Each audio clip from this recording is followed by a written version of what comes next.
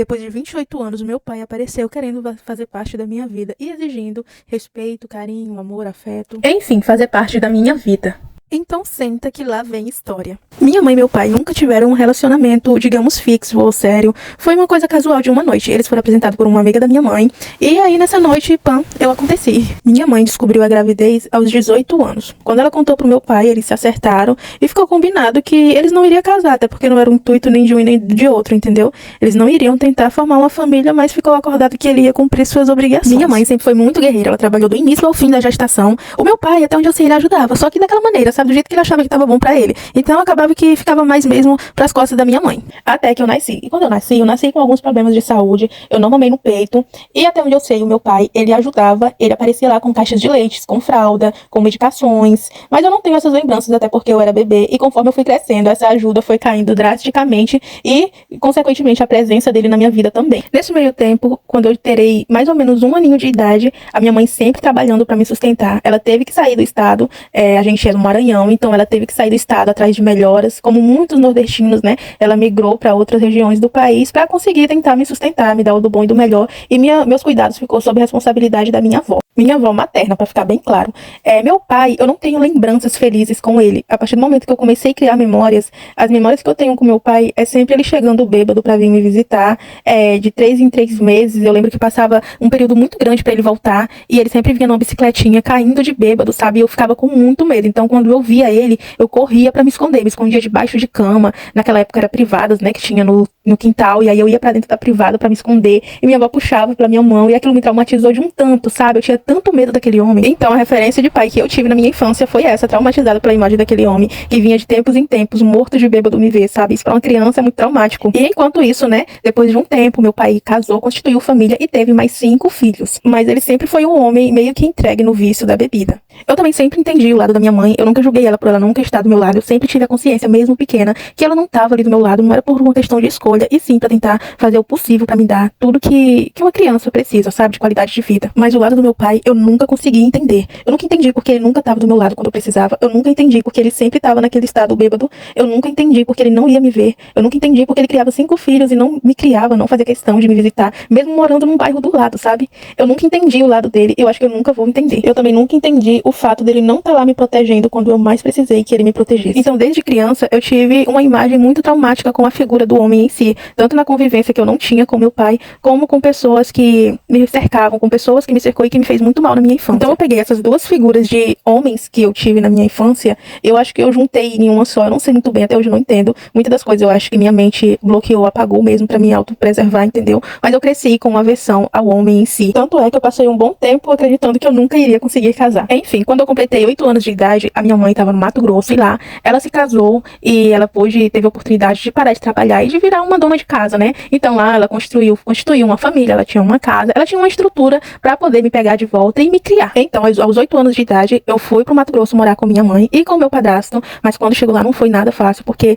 eu tinha essa aversão à figura paterna, sabe? Eu não conseguia deixar ele se aproximar e a convivência era horrível, horrível. Então, eu sofri muito, mas hoje ele não é que ele nunca foi uma pessoa ruim pra mim, ele sempre tentou fazer o possível, sabe, pra se dar bem comigo, pra ter uma conexão, mas, gente, eu era uma peste. Mas hoje eu consigo entender porque eu era assim, porque eu tratava desse jeito, né, acabava descontando nele essa frustração do homem, da figura paterna, sendo que ele não tinha nada a ver, gente, mas eu era criança, né, e hoje eu consigo perceber que o meu padrasto foi a figura mais saudável que eu tive de um pai, mesmo a gente não se dando bem. Aí vocês me perguntam, cadê seu pai? Meu pai tava lá, gente, nos vícios dele, com a família dele. Meu pai nunca me procurou desde o momento que eu saí ele já não me procurava lá. E depois que eu saí do estado, aí pronto, cortou toda a nossa comunicação, o resto de comunicação que a gente tinha, sabe? Ele nunca me procurou pra nada, nem pra saber se eu tava viva. Sem falar que ele nunca me ajudou financeiramente com nada. Desde o momento que eu tenho lembranças do meu pai nunca me deu uma pensão, meu pai nunca me ajudou financeiramente. Então, eu nunca pude contar com ele pra nada. E quando eu fui morar com minha mãe também, a adaptação com ela foi muito complicado, porque eu via minha mãe de 2 em 2 anos, de ano em ano. Naquela época era orelhão, então até a comunicação por telefone era muito difícil, e teve uma época que ela passou quase 2 anos desaparecida, então a família inteira pensava que ela tinha morrido por esse Brasil aí, sei lá o que tinha acontecido com ela. Então uma das lembranças que eu tenho muito forte é que eu não conseguia chamar ela de mãe, eu chamava ela de ei, entendeu? Pra mim chamar minha mãe de mãe demorou muito tempo, e foi muito traumático eu largar minha avó, porque minha avó era minha mãe, era referência de mãe, então eu fui arrancada praticamente do seio da minha avó, entendeu? Então eu chorava muito, foi muito difícil. Até que o tempo passou, e mais ou menos 1 ano depois que eu tava lá morando com minha mãe, ela engravidou, ela sempre teve vontade, depois que ela conheceu esse novo novo esse marido, né, de ter um filho e tudo mais. E aí ela engravidou. E a convivência com o meu padrasto, que já era difícil, se tornou praticamente impossível. Era muito difícil a convivência com ele, né. Então, depois de um certo tempo, de alguns anos, minha mãe se divorciou e viemos para o Pará. E quando chegamos aqui no Pará, a reconstrução da nossa vida, que foi muito difícil, muito complicada, só nós três, sabe? Minha mãe teve que voltar a trabalhar de novo, entendeu? E agora com 2 crianças, então tudo foi muito difícil, foi muito sofrido. Mas enfim, quando eu tinha 15 anos, eu conheci um namorado à distância e acabei engravidando aos 16 anos de idade. E a minha gestação na adolescência, gente, não romantizem, porque não tem nada de romântico nisso, sabe? Eu não me orgulho, é claro que eu amo a minha filha, não troco ela, Deus me livre, minha filha é tudo na minha vida, mas é muito complicado, sabe? Se eu pudesse voltar no tempo, criar uma estrutura, sabe, familiar primeiro, mas enfim, o assunto do vídeo não é esse. Voltando pro assunto do vídeo, quando eu engravidei, meu pai ficou sabendo, não me pergunte como, eu acho que algum parente meu deve ter visto ele pela feira, que ele vivia bebo na feira, se quisesse matar ele, era só ir lá na feira que encontrava e deve ter falado pra ele, né? E aí ele conseguiu o contato da minha mãe e veio da onde bom pai, disse que ia me ajudar e que ia me mandar R$100. Minha filha nasceu e esses R$100 nunca chegou. E olha que R$100, gente, o que a gente faz com R$100, né? Mas eu sou sagitariana, sabe?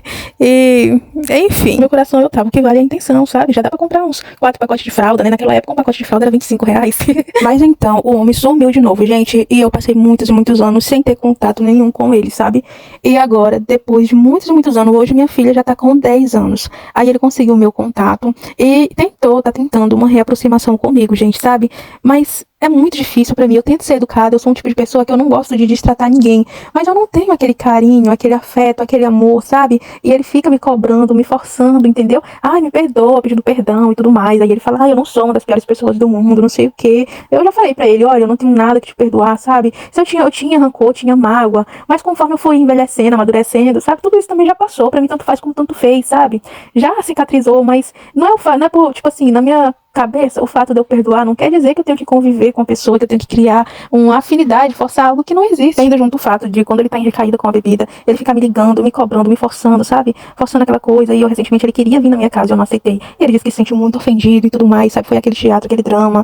E o fato dele querer culpar minha mãe, sabe? Pela nossa proximidade que a gente nunca teve. Algumas vezes eu já quis insinuar que a culpa é da minha mãe, que a culpa é de fulano, de ciclano, sabe? Ah, gente, não dá. E agora eu quero saber a opinião de vocês, gente. O que vocês acham? Vocês acham que eu sou muito dura com meu pai? Ou que o tempo cura e que a gente tem que ser esse ser super evoluído e que eu tenho que dar uma oportunidade pra ele? E é isso, pessoal. Eu espero que vocês tenham gostado desse novo formato de vídeo. Eu decidi contar um pouco mais sobre mim, sobre a minha história aqui no canal, de uma forma que não fique chata, sabe? Então, comentem aqui e é isso.